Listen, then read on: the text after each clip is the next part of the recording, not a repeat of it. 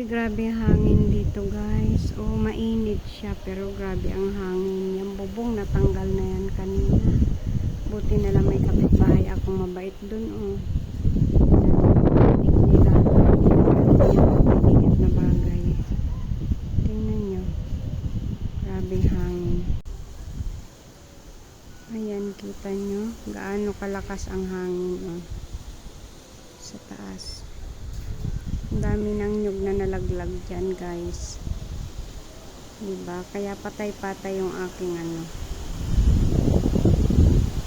yung aking net.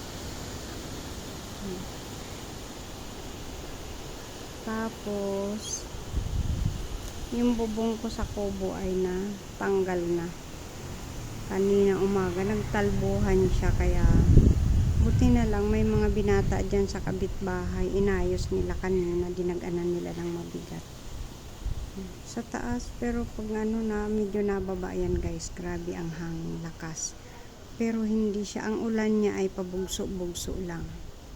Yan, mainit diba, pero ang hangin sobra. Yan guys, may yan.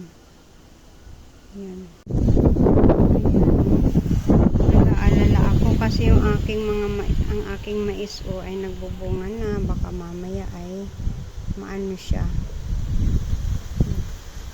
Tsaka yung sitaw, ayan, may bunga na yan guys, mais na yan. Kaya parang matutumba siya. Hindi ko alam, sana ko kukuha ng pangil sa kanya para hindi siya maano, kasi yung bulaklak niya masisira. Diba guys? Mainit siya pero ang lakas ng hangin. Parang matutumba yung aking halaman. Ayan ang aking sitaw. Nagapang na siya. Okra. Ayan. Ayan. Actually, inano yan ni Mario kahapon. Yan, inayos niya. Ay, ang bakante ay tataniman niya ng talbos ng kamote. Yan. Tapos nilagyan niya ng daanan para hindi maputik kahapon. Maghapon siya ang nangalikot dyan. Yan. Ayan. Diyan ko sila nilabas. Hinarangan ko na lang kasi nga para hindi kainin sila ng kalabaw dyan. Ayan, ang okra, malalaki na siya guys. Diba? Nagbubulaklak na nga siya may bulaklak na siya, malapit na siya magbunga. Ang aking tanglad, yan. Yung sili ay malapit na rin itong ang cute niya. Yan.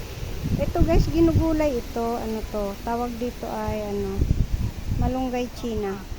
Malunggay China yan guys. Oh. Ito nabagsak siya.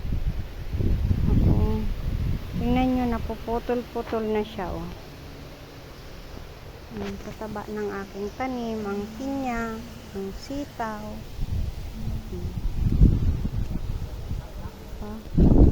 Ayan ang aking garden sa paligid guys.